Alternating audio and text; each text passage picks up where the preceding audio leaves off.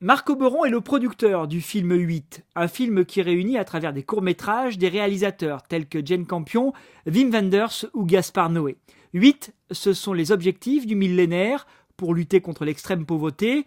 Ils ont été définis par l'ONU en 2000 et doivent aboutir en 2015, chaque État devant contribuer à hauteur de 0,7% de son PIB. Marc Oberon, à travers sa structure Le Temps Presse, a choisi de médiatiser ses objectifs par le cinéma, mais pour imposer son film, du financement à la diffusion, en passant par la production et la distribution, il a dû passer hors des sentiers battus.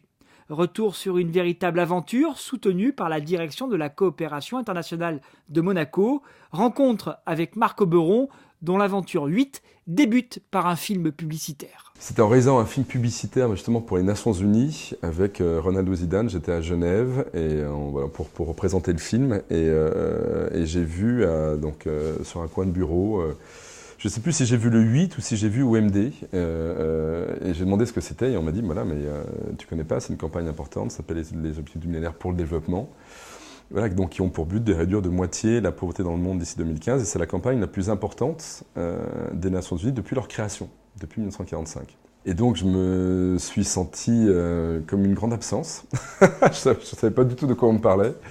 Et quand je suis rentré au bureau, et lors de la réunion du lundi avec la production, qu'on a commencé un petit peu de parler de tous les sujets, j'ai parlé de ça. Et tout le monde m'a dit, mais moi j'ai jamais entendu parler de ces OMD, personne ne connaissait. Et on s'est dit, c'est incroyable, il y a un décalage entre effectivement ce qu'on nous dit, qui est certainement une campagne importante, et le fait que le public ne connaît pas. À partir de 2000 à 2015, et que Kofi Annan arrive à faire signer 191 gouvernements en leur demandant de tous s'engager à investir 0,7% de leur PIB dans ces actions qu'on vient de lister, je pense, et tous dans la même direction, ça s'était jamais passé auparavant. Donc c'est une vraie pulsion avec une dynamique qui était unique depuis 1945. Il y a eu des actions dans les années 70 autour de tous ces thèmes, dans les années 90, mais qui ne sont pas aussi fortes que ce qu'ils ont créé là. Voilà, si ce n'est que voilà, il y a effectivement il y a une inconnue entre ce que les politiques, parce qu'on en parle à n'importe quel politicien, tout le monde connaît les OMD. Dès qu'on en parle au public, ils ne le connaissent pas. Effectivement, il y a eu effectivement, je pense que c'est des questions de moyens de communication aussi. L'idée était de réaliser 8 fois une minute. Et je voulais trouver des réalisateurs connus avec qui on fasse des toutes petites cellules comme ça d'une minute qu'on irait jeter sur Internet. Et grâce à leur notoriété, on lancerait quelque chose qui était une curiosité, mais qui était au moins quelque chose qu'on allait tester. Et en fait, les 3 premiers que j'ai contactés, qui étaient Jane Campion, Robert Altman et Wim Wenders, sans se connaître les trois m'ont répondu moi je veux bien faire quelque chose, mais je ne fais pas une minute. Moi je raconte une histoire, je fais du cinéma. Et là ils m'ont dit oui, et je me suis dit je ne peux pas les perdre. Alors Wim Wenders et Robert Altman, j'avais déjà travaillé avec eux, donc je les connaissais, mais Jane Campion, je n'avais pas travaillé, mais même les 3, enfin voilà, je suis un grand fan et je ne voulais pas les perdre. Et donc voilà, j'ai dit oui, et donc 8 x 10, 8 x 15... Donc je suis tout d'un coup sorti de mon petit média d'idées internet à faire un film en fait. Je pensais qu'on irait très vite dans le financement et très lentement dans la production avec des réalisateurs qui accepteraient mais pourquoi, qu'est-ce que c'est? Et en fait c'est exactement l'inverse qui s'est passé, les réalisateurs ont dit très rapidement oui. Et on s'est trouvé effectivement dans la phase où il fallait trouver le financement pour être prêt par rapport aux demandes, parce qu'on a eu d'autres gens qui à l'époque avaient dit oui, il y avait Francis Ford Coppola, enfin voilà, il y a vraiment des gens incroyables qui ont dit oui à l'époque et on n'avait juste pas les moyens. Et donc voilà, les choses ne se sont pas faites.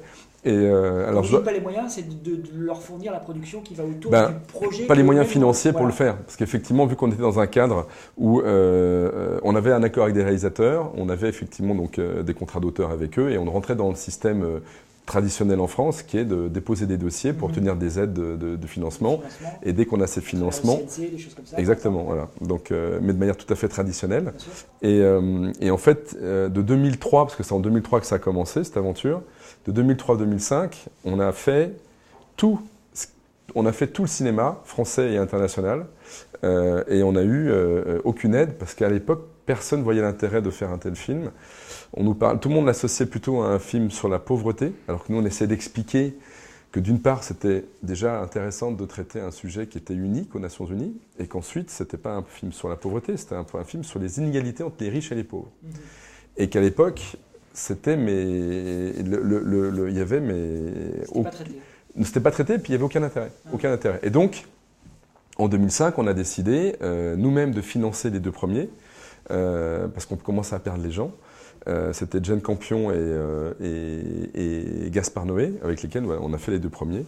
Donc je fais une petite anecdote par rapport à ça, parce que sur le film de Jane Campion, qui elle avait dit oui en 2003, et en 2000, je crois que c'est en 2005, elle m'appelle pour me dire qu'en fait qu'elle se retire du projet, parce qu'elle a décidé de faire un break de 4 ans pour consacrer du temps à sa fille.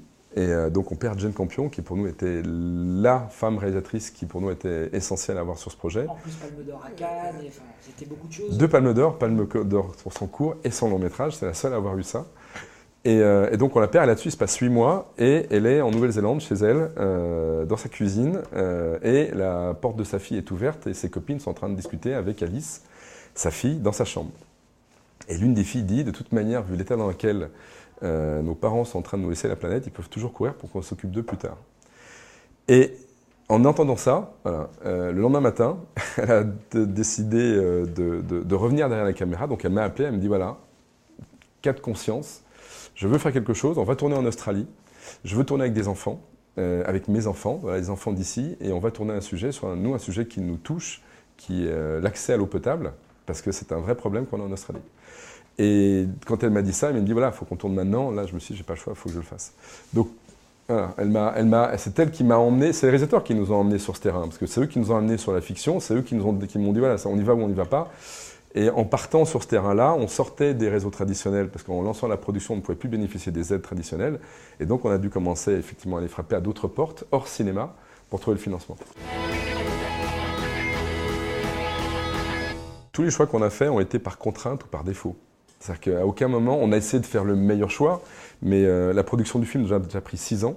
Donc de 2003 à 2008, c'est quand même effectivement beaucoup de temps consacré. En 2008, le film a été présenté en avant-première, en ouverture du Festival de Rome, en octobre 2008. Et il n'y a pas eu le déclic avec les diffuseurs internationaux, parce que tout le monde voulait savoir comment ça s'était passé en France, et vu qu'il n'était pas sorti en France, tout le monde restait un peu sur sa réserve en attendant que... Et vu que le film a commencé à être diffusé en festival, on est sorti du système qui fait que le film va être pris et diffusé traditionnellement. Et là, on a vu que le temps avançait et que de moins en moins, il y avait d'intérêt autour du film, parce que c'est aussi des phénomènes d'envie. Quand les choses sortent, on les veut maintenant et pas après. Et pour casser ça, au bout d'un an, on s'est dit, voilà, si on reste là, personne ne va en entendre parler. Il faut qu'on aille là où les gens peuvent s'intéresser à nous. Et ce qui est intéressant aussi de voir, c'est que le seul endroit où ça marchait bien, c'était les festivals. De 2008, aujourd'hui, on doit être à peu près à 150, 160 festivals dans plus de 45 pays. C'est-à-dire, ce que vous êtes en train de me dire, c'est là où il y a un rapport très direct avec le public, exactement, sans démarche commerciale. Ça a marché. C'est-à-dire que même les gens payent pour aller dans les festivals, enfin, mais nous, on n'avait pas... ce qui prime, quoi. Tout à fait, c'est pas ce qui prime, mais en tout cas, notre film, pour les festivals, a attiré le public, avec un sujet qui est plutôt difficile. Donc on a vu qu'il se passait quelque chose là. Et donc on s'est dit, voilà, il faut qu'on casse ça. On est allé voir 5 agences marketing spécialisées sur le marketing viral à Paris, en disant, voilà, on ne sait plus où on en est là. On a une chose qu'on sait, c'est que ça marche dans les festivals. On a envie d'aller faire quelque chose sur Internet, mais on ne sait pas quoi. Et donc il y a une agence, qui s'appelle l'agence Megalo, qui nous a fait une proposition forte, qui nous a dit, OK, il faut casser le système. Il faut aller directement vers le public qui, effectivement, s'est intéressé à votre projet et voir si réellement, effectivement, il va s'intéresser à ce que vous faites. Et dans cette notion où aussi on a intégré une autre question qui nous était posée dans les festivals quand on rencontrait le public, les gens nous disaient très souvent, mais qu'est-ce qu'on peut faire ? À la fin du film, quand on rentre dans ces fameuses discussions à la fin du film, la question qu'on a eue dans tous les pays, qui est la même partout, qui était très bien, sympa, mais maintenant je fais quoi moi ? Qu'est-ce que je peux faire ? Et voilà, on disait aux gens, voilà, vous êtes déjà le fait de voter, enfin voilà, on rentrait dans le fait de vous engager, le fait de vous poser des questions, fait déjà que vous avez... Exactement, c'est une vraie bonne démarche. Mais on s'est rendu compte que, on ne serait pas toujours là, et que ça ne suffisait pas, puis surtout, on n'en est pas des professionnels. Moi, je suis producteur de films, et qu'il y a des gens dont c'est le métier. Il y a des ONG qui font ça très bien. Et on s'est dit, voilà, donc d'une part, on va créer une chaîne sur YouTube où le film est accessible pour tous gratuitement. Et à côté, associé à chaque film, on va proposer à 8 ONG d'être associé à chacun des 8 films, de manière à mettre en avant des actions et de permettre aux gens, pour ceux qui veulent faire quelque chose, vous avez vu le film, vous ne savez pas quoi faire, allez agir. Encore une fois, le fait qu'on ait eu 11 000 abonnés aujourd'hui, qu'on ait tous ces gens qui viennent visiter, moi, m'a donné envie de ne pas m'arrêter. Et de me dire, OK, on doit continuer. Mais aujourd'hui, justement, on a 8 réalisateurs de grande notoriété. On parle de Jane Campion, Gus Van Sant, Abderrahmane Sissako, Yann Kounen, Gaspard Noé, Wim Wenders, Gaël Garcia Bernal, Miraner. Je crois que j'ai oublié personne. Et ces 8 réalisateurs, aujourd'hui, pour moi, doivent transmettre le témoin et doivent être effectivement un bon moyen pour des nouveaux talents d'exister. Et donc l'idée, c'est de dire, maintenant, nos 8 réalisateurs vont devenir jury. Et on va proposer au public, c'est un concours vidéo, on va leur proposer de nous envoyer des films entre 3 et 15 minutes, le même concept qu'on avait avec nos 8 réalisateurs quand on les a rencontrés, hein, la même chose. Si ce n'est que ceux qui ont déjà réalisé des films depuis 2000 jusqu'à aujourd'hui peuvent nous envoyer leurs films à partir du moment où ça parle des 8 thèmes des fameux objectifs du millénaire. Vous avez reçu combien de films à ce jour ? Alors depuis le 1er juillet, on a dépassé les 300 films. Donc les 300 qui viennent du monde entier. Hein. Qui viennent on est à 17 pays, je crois là on est en train de recevoir pas mal de films d'Inde en ce moment. Tout d'un coup, tout arrive. Là, on nous avait prévenu, tout arrive dans les 2 derniers jours. Là, c'est 2 derniers jours et quelques jours un petit peu après. Donc on a décalé d'1 semaine et on va jusqu'à la fin de la semaine. Mais voilà, on a reçu des films. Aujourd'hui, dans la présélection que nous avons avant la sélection finale, pour les films fiction, on a 5 langues. Déjà qui sont sélectionnés et ça montre un petit peu l'étendue et la visibilité qu'on a eue.